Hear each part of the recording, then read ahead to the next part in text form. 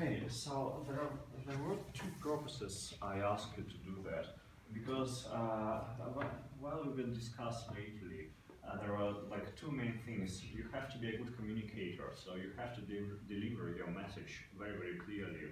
Not only when you're startup founder, but especially when you are an entrepreneur or startup founder, and you have to be a good listener. So you will have to understand clearly what exactly people are telling to you. Another thing is that what uncovered your presentation is that you're mainly looking towards the solution first. And the idea of our practical assignments, of our team assignments, the idea of the Lean Startup Creation book is that you first look at the problem. So you have to find out the problem, not the solution. Perhaps you will not need drones to solve this problem. Perhaps there is no problem at all, but you will find out it later. But you start with the solution, so never start with the solution, and that's, if you read carefully the book, they always ask you, start with the problem, don't think of the solution. There are maybe multiple solutions to one problem, and your job will be to pick the most precise one. But first of all, you have to identify the problem, so this is important as well. But I think that was good, so thank you for how you presented. Okay, now we will talk about why to start a startup, and today it's very much important topic, because starting a startup has become very, very popularized, and there are lots of success stories about how people were creating a startup, how much fun it is. Who, by the way, recognize this kind of picture here? Is it recognizable, by the way? No? Is it from this Facebook movie? Yeah, social network movie, exactly. So, and there, how they create. Yeah. Maybe we start of these slides. Yeah, I can try. Where is slides? Right there. Oh. Yeah, Yes. I can do it. Thank you. Now it's more clear. Yeah. So now you can recognize it. Thanks. So yeah, they were partying and they were like drinking champagne and creating a multi-billion-dollar company. So well, the reality, however, is somewhat different. So people always represent, and mass media, which is very, very harmful, presents it like easy and fun, and lots of genius ideas come to your mind, and then you can just establish your business and it will run it by itself. But in fact, it's not. When you let it go by itself, it normally goes only one direction, down, because you are the founder, and only you know how to run the company successfully. That's why founders very, very rarely retire the company. Whether a company gets acquired by a very, very big company or the company goes down. There are only two scenarios here. And there is lots of hard work. And basically, when I deal with startup founders, and when they come to me and when we discuss their problems and issues from day to day, that's how they see it, and that's how they look like. So, because a startup, if you have, for instance, plan, and you go from point A to point B, and you plan that your startup will go like that, or you plan your process, you will go with this metrics here. And the reality is sometimes like here's point A, here's point B, and you go, then something happening tremendously bad, then somehow you recover and go on. Something could happen, but then something really terrible can happen. And this is how you get to point B. So, like, the reality is always different from what you plan, and the number of troubles you faced, including the courts and unpleasant suppliers, unpleasant deals with the customers and stuff like that, occurs every day, also with hirings and stuff like that. So you feel lots of stress. You feel lots of stress in your own job as well, but in your own job position, you're responsible for your and your team as a maximum. When you're a startup founder, you're responsible for your team who dedicated the best years of their lives following you, for your customers, for investors who gave you money, basically for public. Basically, you're responsible for everyone else, and you're always on call. So if you think you can escape somehow, that it's impossible. So you're 24/7 on phone call, and it causes lots of stress. And the Economist Journal, and I think not only, they have come up with this kind of founders depression issue. So it's a big thing. So we will discuss later that the first thing you have to do is that you have to watch and take care of your moral. So it seems a little bit too naive, but when you go along with that, that will get you, and as it gets many of them. So please remember about that. And the thing is, what happens that you start for wrong reasons, and the most common, at least here. So it's like I will become the boss. I will have flexible hours. I will earn more money, and the best of the worst is probably that I will influence the world, like Elon Musk or Steve Jobs, for instance. The reality is somehow different. Like as I recalled before, everyone else becoming your boss, your customers, your investors, your clients, your team, because they are all demanding from you. You have to give tasks for your team. You have to supply and ship the products.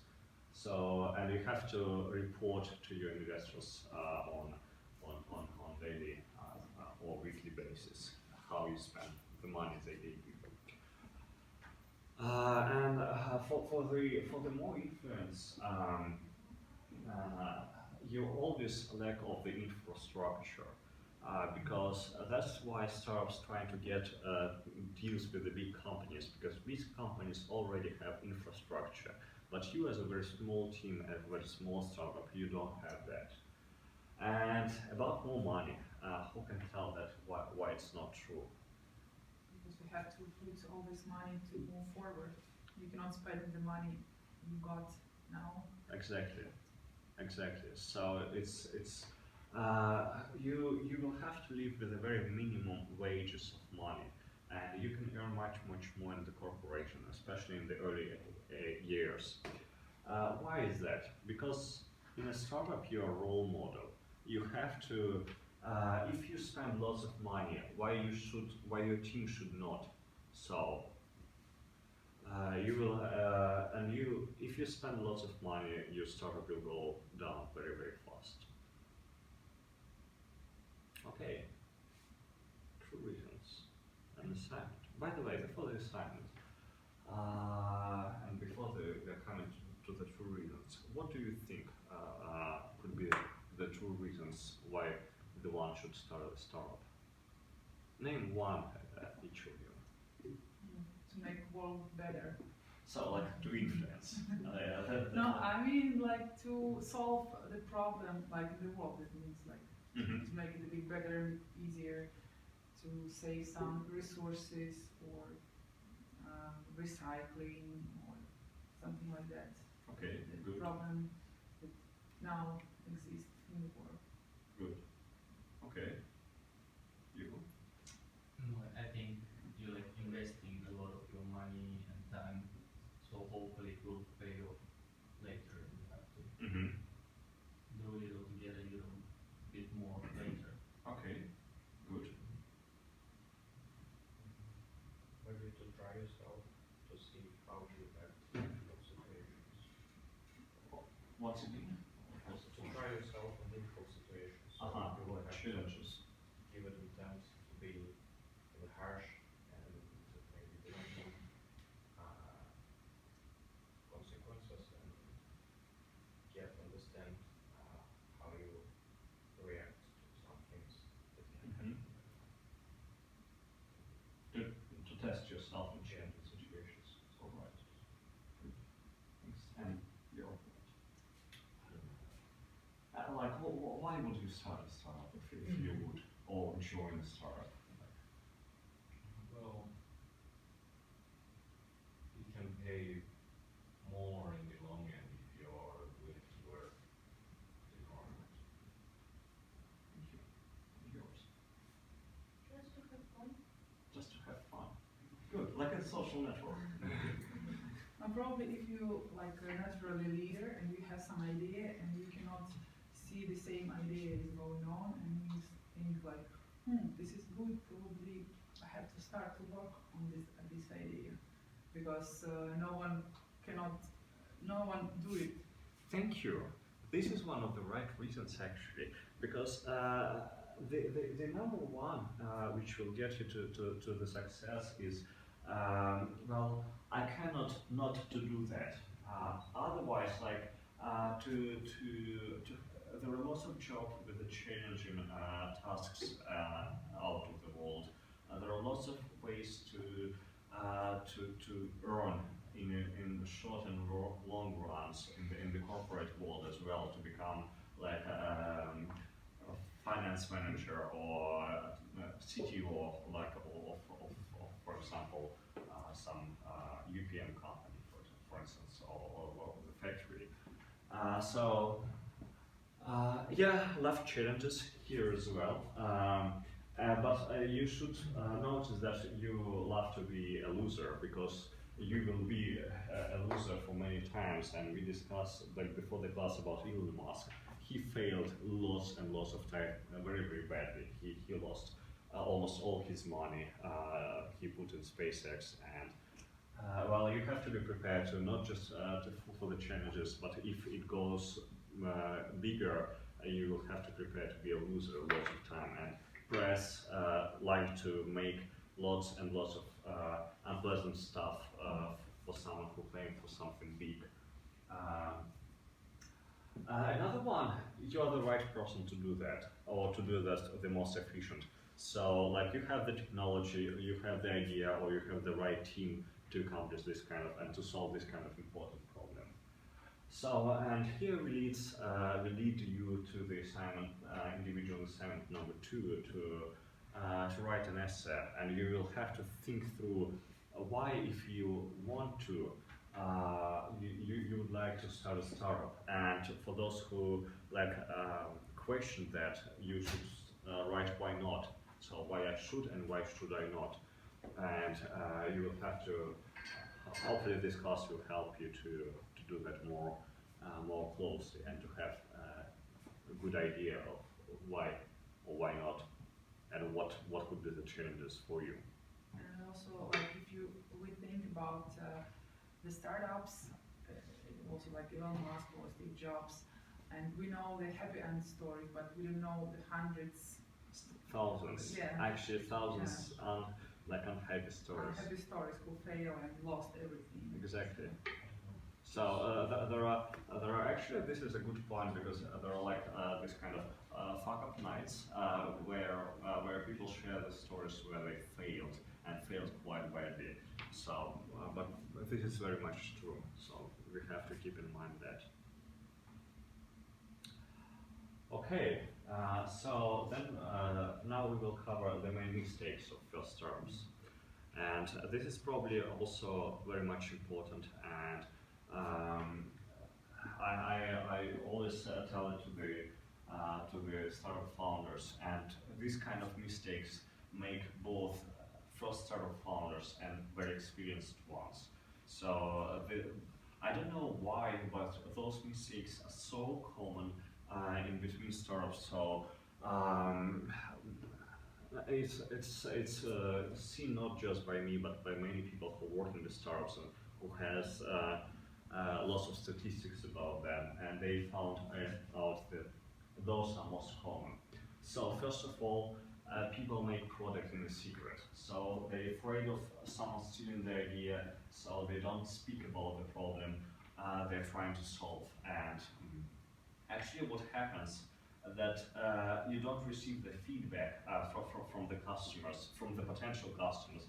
You don't receive the feedback from the people who are experts in this domain you're trying to solve, for instance, food delivery. So there are experts in this kind of area, or farming business that are experts in this area, or in drone that are experts in this area. And this is all correlates with your business idea.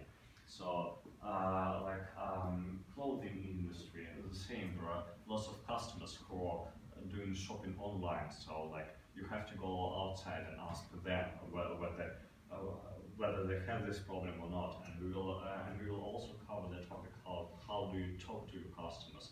How do you unreveal something which actually leads them towards this problem or not?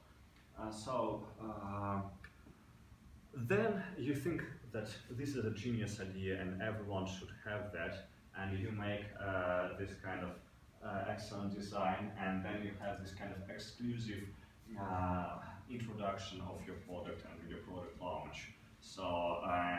But because you haven't get any kind of feedback out of your potential customers or out of the experts in the domain, like you don't have any actual customers. So what happens next, especially with these applications, mobile phone applications, or like if it's production product, you have to go with a low price rather than existing solutions, so the customers go. So in fact, you're trying to buy clients, whether you do like huge discounts which are not beneficial for you, or you just are trying to acquire them by the huge PR or massive marketing, and basically you run out of money here, and then you just give up. So end of story.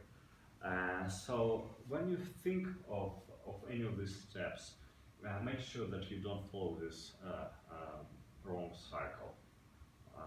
Remember this one.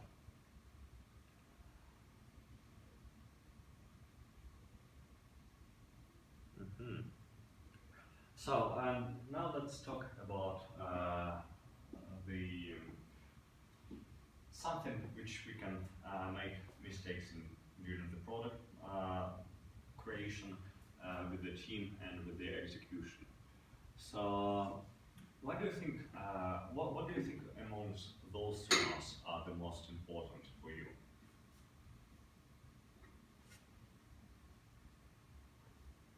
Don't have clear picture of your customer. You should know your customer. This is a very good one. I would actually like. Do you have anything else in mind? Like for you, what's one of the most important? Number 6. Don't worry. Good. Strategy. Because we have to see how to evolve later. If we don't know how to continue, why should we start now? If we don't have a clear vision of how our company will evolve in the future. This is a good point, actually. This is a good point why the long-term strategy is important, and somehow point 5 and point 6 are correlated with each other, because if you don't have a clear picture of your customer, it's hardly you have a clear vision of how you will deliver this product or You this will not solution. have a strategy long term. Yeah, Long term. exactly, because this looks like a short term, but this certainly leads to the long term. Long-term strategy also correlates with the vision, like with the vision of the world you want to create. So, you for instance describe like this kind of, if you're talking about the saving the resources or like more efficient waste of the resources we have. So, like this is a long-term vision, and but also you need to have a clear picture of your ideal customer. And that's like, you just have to go outside and talk to your potential customers. This is the only way you can do that. And that's what your fifth assignment, your team assignment is about in this canvas. So you have to go outside and talk to your customers, and that's the most challenging thing is to go outside and talk to the people. I don't know why, but this is like the most challenging on the one hand because people hate to talk to one another. I don't know why. Not only in Finland, in general. Especially founders and especially technical founders, they see how they can solve the problem and they want to do the product, this kind of innovation product, but they're not. They fail to ask people, customers, about like what exactly do they exactly have this problem? Why do they have this problem? And how do they want this problem to be solved? So this all very important. Launching too long is another one, and equals to procrastination. So when you wait to launch too long and you don't receive the feedback, so basically what you need to do is to start a small advertisement, talk to your customers, make a very small minimum viable product which can do some stuff. It can be prototype, it can be anything. It can be even just fake advertisement, so just to see whether people react somehow on your product or not. But do something very, very fast, you will learn a lot from that.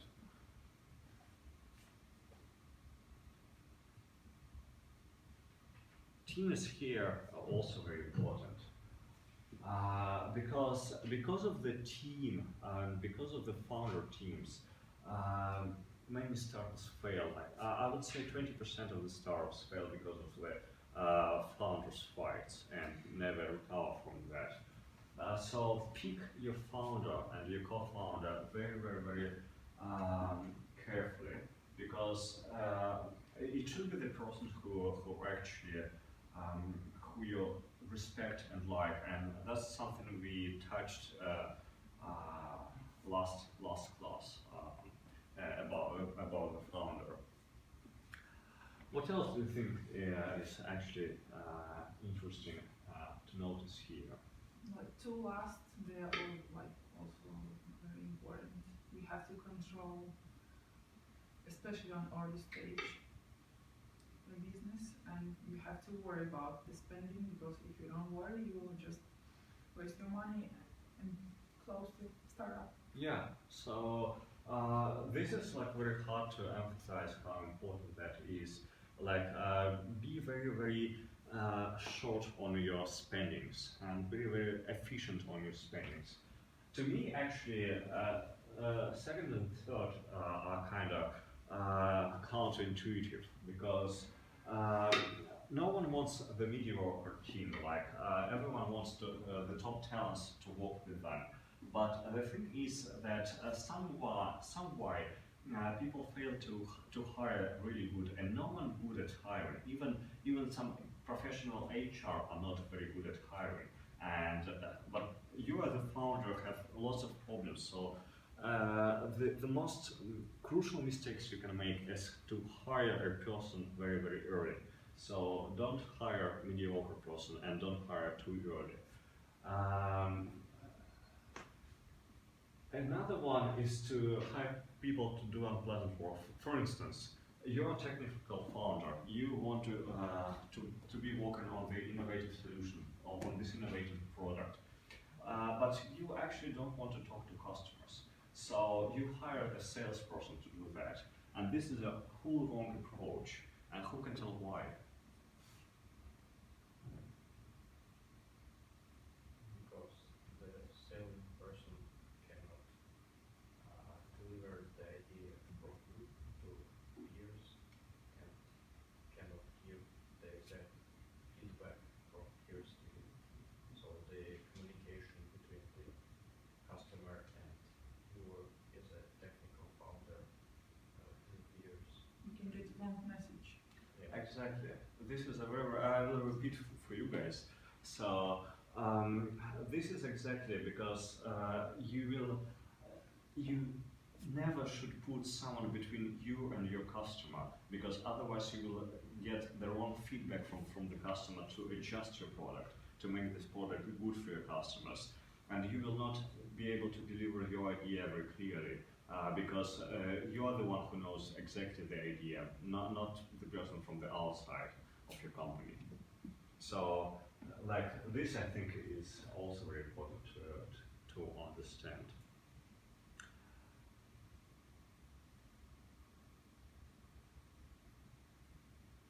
Okay.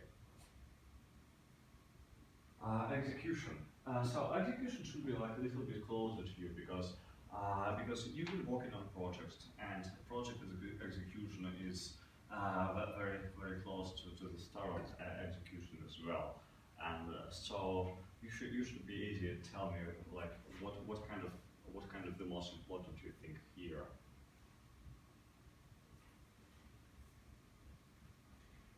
Focus on many things at once. Good. Yeah. Why? Because this is just how our brain work. We do best if we focus on a single feature. This is a good one. This is a really good one. And from the startup point of view, your focus must be on the startup growth. So you have to pick up 1 or 2 metrics, your KPIs for startup, whether on the early stage, like it's the number of customers you talk to.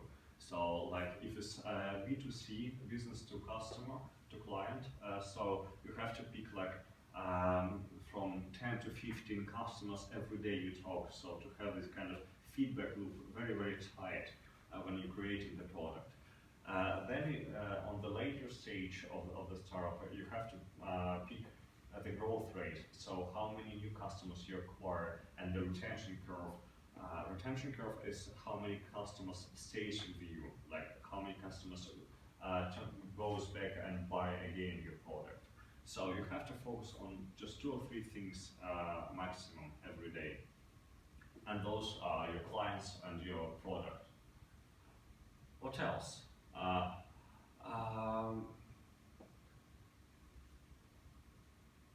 Enjoying being the boss. Like if you choose a startup to become the boss, so basically I would advise to go to a corporate structure because and that's what Pasi told us last time. That in corporate structure it's much easier and safer to become the boss, and because in startup everyone else becoming your boss, and you just don't. You seems to have this power, but this is kind of illusion because like everyone else becoming your boss. Do something else. What do you think it means here? Having some things to do instead of like giving orders and proposing plans for developing of the project. So if like you are the founder and at the same time you do like research job or like maybe inventing some parts for a startup, and you lose control of other activities, so you can't be jack of all trades. Yeah.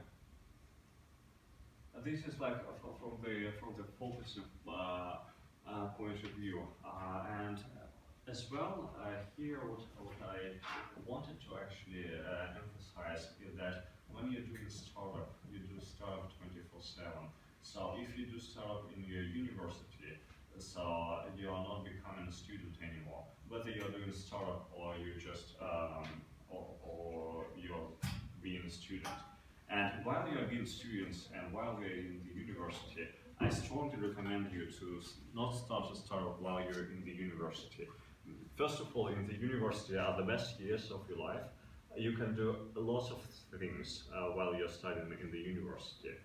And you can go to exchange program, you can go to do lots of interesting stuff, like to do interesting projects without any payback. But you will get lots and lots of experience and knowledge of how the worlds work.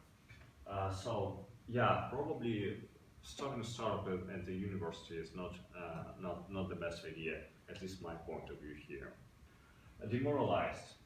This is very much important because, as I mentioned, startup founders suffer a lot from the moral point of view. They have lots of stress, and you have to manage your mental health a lot.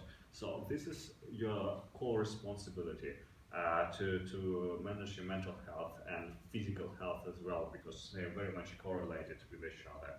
And this is something that we don't think about too much. This is something not too many people speak about, but this is very, very much important. Okay, probably we can have a small break. And do you need some? Yeah? Okay, so maybe 5-10 minutes break and we will continue.